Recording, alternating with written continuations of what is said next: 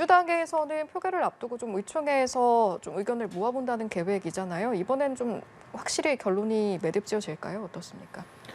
아마 오늘 이제 최종적으로 어떤 식이든지 이제 결론이 날 것 같은 예상이 되는데, 네. 왜냐하면 지난주 토요일 날 비상의총 열어가지고 비상의총에서 5가지 내용을 이제 결의를 했거든요. 그 결의를 가지고 이제 이재명 대표를 대신해서 싸울 테니까 단식을 중단해 달라고 이렇게 요청도 드리기도 했었는데, 예.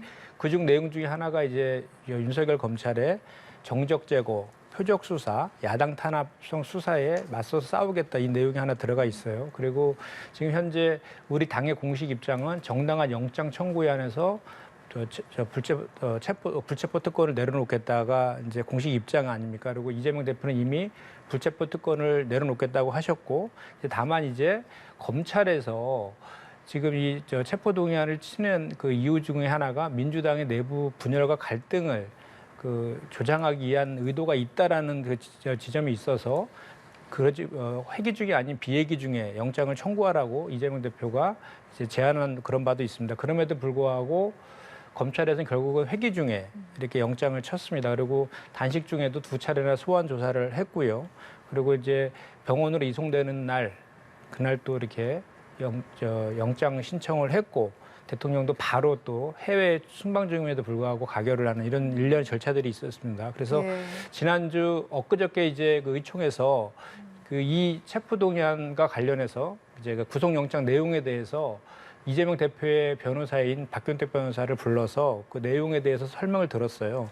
박균택 변호사의 이야기는 이 내용이 뚜렷한 물증이 있지는 않고 바뀐 진술에 의존한 정치적인 수사다. 그래서 무죄로 나올 것이다라고 이렇게 얘기를 했다라고 합니다.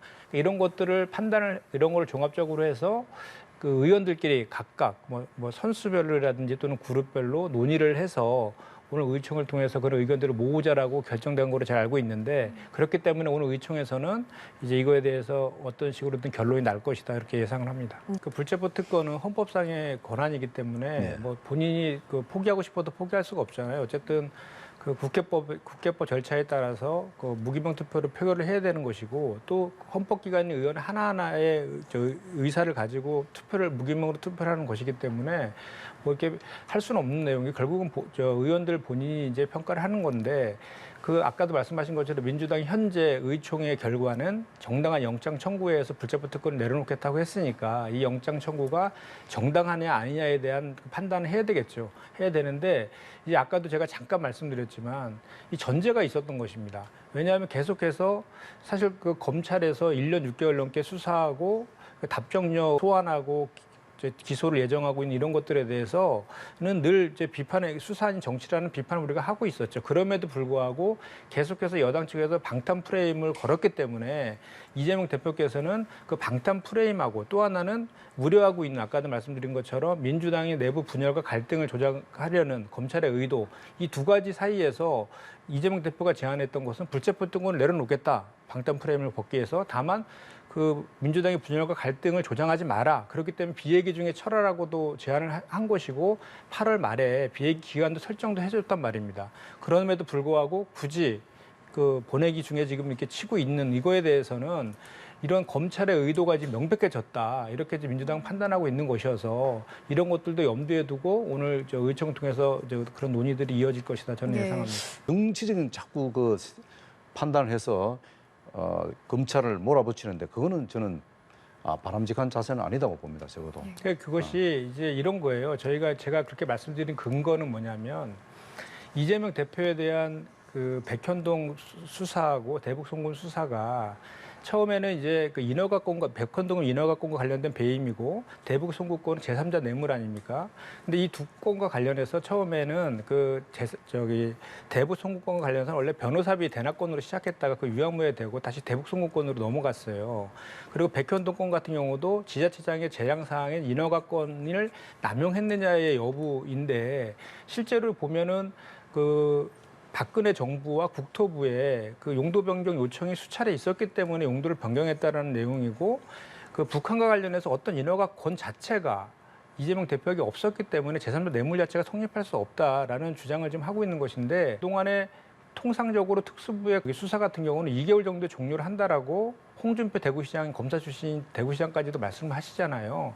그 국정농단 사건도 7일 만에 종결했고 무슨 얘기냐면 수사는 진실을 규명하는 것이지 사람을 구속시키고 기소하는 게 목적인 건 아닙니다. 그러면 그 정도 저기 원래 일반 국민들에게 적용되는 상식적인 수준의 기간 동안 수사에서 그 기소를 하지 못하면 수사를 종결함에도 불구하고 결국은 뚜렷한 물증은 없이 결국은 그 진술 김성태 쌍방울 전 회장의 진술이라든지 이런 진술에 바뀐 진술에 의해서 진술에 의존해서 지금 여기까지 구속영장까지 청구하는 것까지 왔다라는 그 주장을 저희가 그 하면서 결국은 이것은 윤석열 검찰에서 그 국정 무능이라든지 뭐 이렇게 각종 실정에 대해서 이거를 그 야당에 대한 그 표적 수사라든지 정적 제거용 수사를 통해서 물타기 하려고 하는 의도가 있다라고 저희는 그동안 주장해 왔던 것이고 제가 그 근거로 좀 전에 그런 말씀을 드린 겁니다. 그리고 저기 소환이라든지 그 구속영장 신청하는 그런 타이밍이나 또는 저 시기나 이런 것들을 봤을 때에도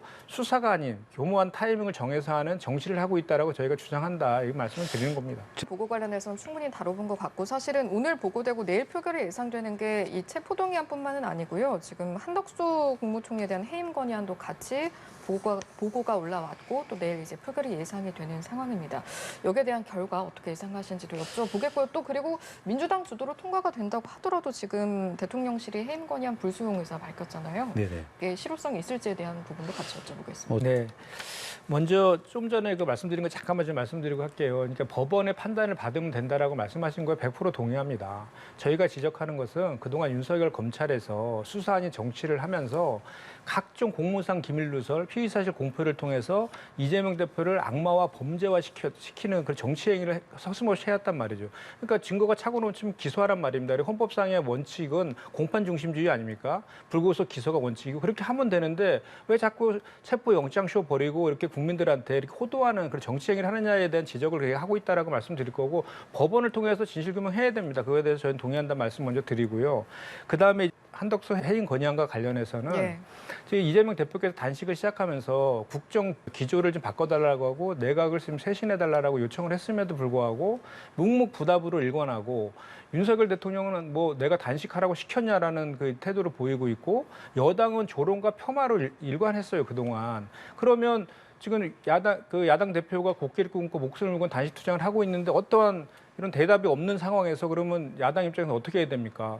그거에 대해서 요구한 내용에 대해서 실천을 해야 되겠죠. 그런데 내각을 총괄하는 분이 이제 국무총리이기 때문에 국무총리에 대해서 해임 건의안을 신청한 것이고요. 그다음에 이것은 하나의 정치적 행위 아니겠습니까? 그래서 윤석열 대통령이 이거를 뭐 거부할 거냐 말 거냐는 저희 민주당 입장에서 중요하지는 않습니다. 중요한 것은 뭐냐면 국민들께서 이렇게 지금 윤석열 정권에서 그 무능하고 또 국정 기조에 대해서 계속해서 뭐 그 공산 전체주의라든지 이런 철저한 이념 논쟁을 부추기고 민생 경제는 좀 파탄 나고 있는데도 불구하고 신경 안 쓰는 이런 국정 무능과 무책임에 대해서 국민들이 어떻게 생각할 것이냐에 대한 그 판단이 중요한 것이고 지금 저희 당이 그 판단하기에는 국민들께서는 지금 이런 그 윤석열 정부의 그 실정에 대해서 야당이 좀 적극적으로 좀 나서서 싸워달라는 게 우리는 저희의 판단이기 때문에 이렇게 하고 있다 이렇게 말씀드립니다. 알겠습니다. 어제 문재인 전 대통령과 이재명 대표가 이제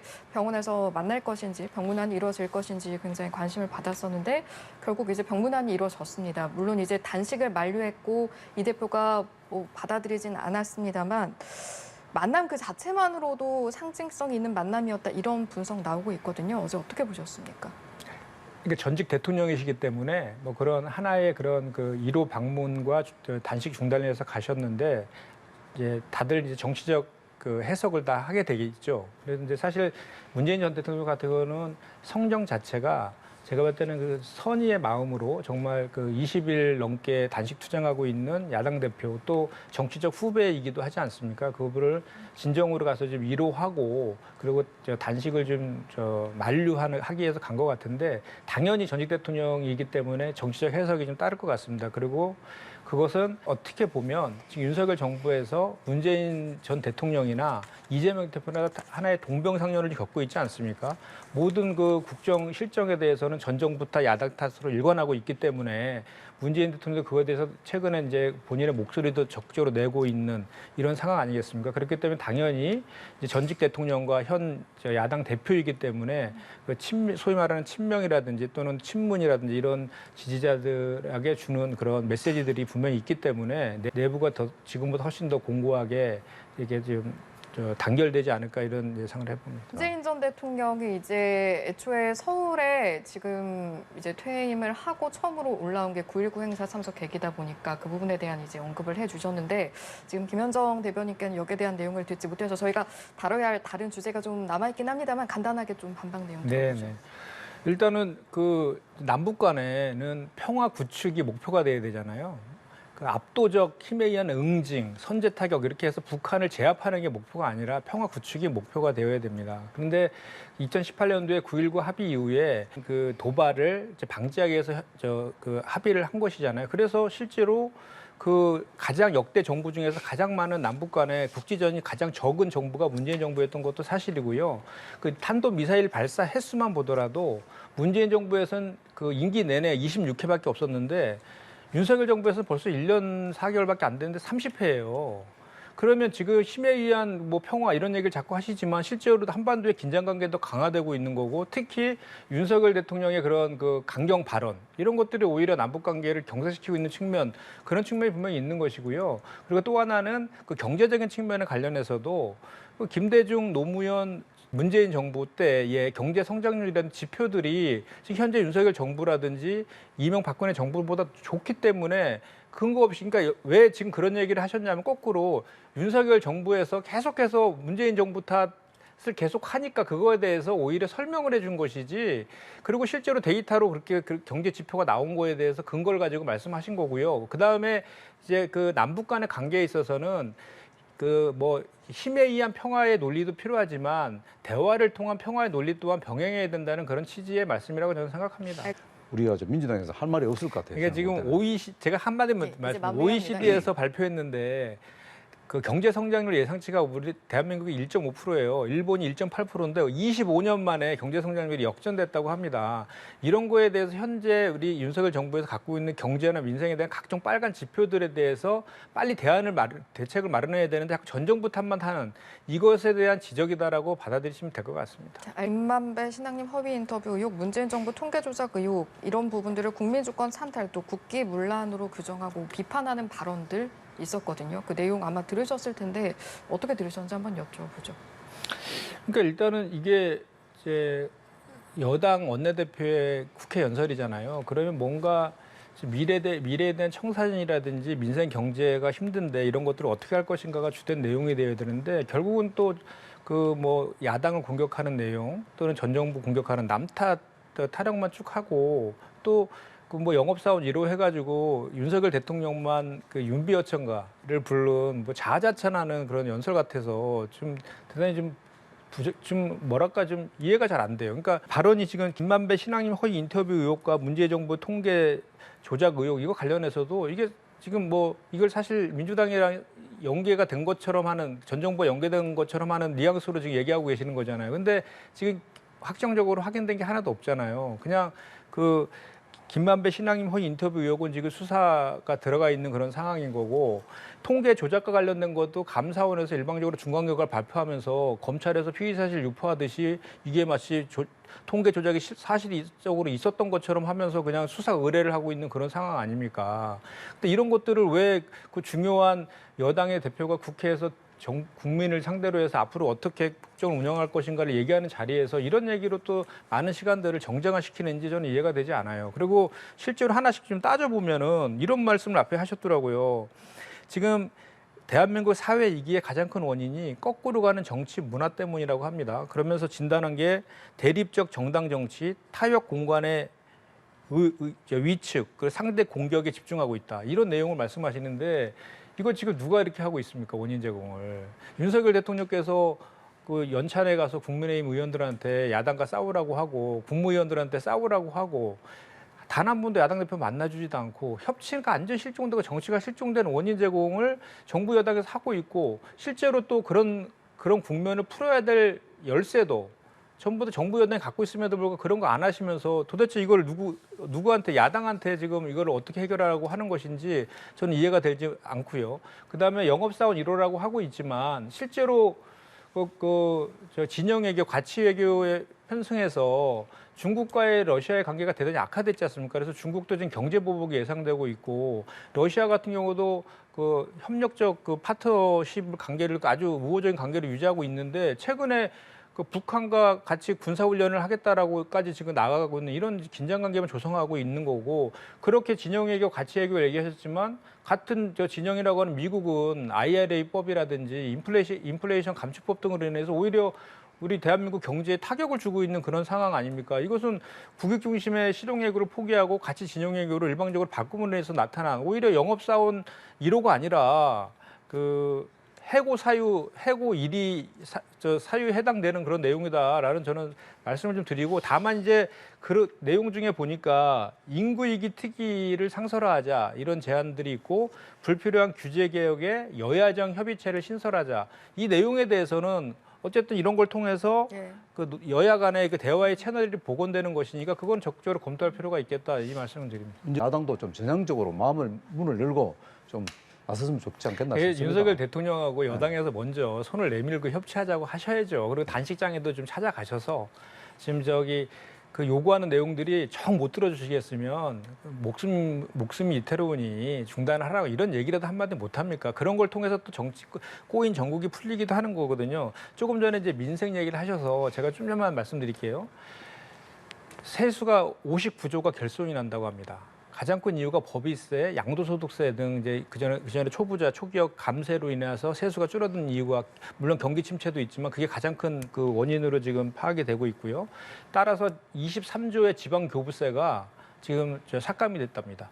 그 지방 그 재정까지도 지금 같이 힘들어지는 그런 상황으로 연쇄 효과가 나타나고 있는 거예요. 그리고 사회적 약자에 대해서 배려하겠다라고 말씀은 하시는데 실제로는 제가 좀 전에 말씀드린 것처럼 사회적 약자에 대한 청년 예산도 1조 원이나 삭감을 했고요. 또 미래를 위해서 투자하는 R&D 예산도 삭감을 했고 지역 상권과 상인들의 이에서 가장 효과적이라고 했던 지역화폐 예산도 다 삭감해 버렸어요. 그러니까 말 따로 진단 따로 대책 따로 이렇게 가고 있는 이런 문제들에 대해서 지적하지 않을 수 없는 거고 또 민생 법안과 관련해서도 야당에서 그렇게 여야 간에 그렇게 협의하자라고 해서 했는데 다 거부해갖고 부득이하게 본회의에서 양곡관리법이랑 간호법 등 처리했는데 다 거부권 행사하신 것도 윤석열 대통령이시거든요. 그래서 제가 지금 말씀드리고 싶은 거는 뭐냐면 지금 고물가 상황에서 고금리 고물가 상황에서 정말 서민들이 힘들거든요. 그리고 지금 그 가계부채가 2,000조에 달하고 있어요. 이런 거에 대한 대책들은 오늘 한마디도 없었거든요. 그래서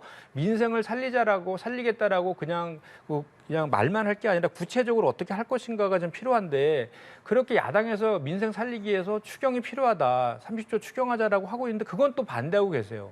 그러니까 앞뒤가 안 맞아요. 그러니까 긴축 재정하겠다, 건전 재정하겠다라고 하면서 세수는 줄어들고 할 것은 많은데 투자할 것은 많은데 추경은 안 하겠다. 앞뒤가 안 맞는답니다. 알겠습니다. 사법부 정상화를 또 제어할 수 있는 이런 정치화를 시키면은 이것도 또 잘못된 부분이 아니냐 저는 네. 그렇게 보고 있습니다.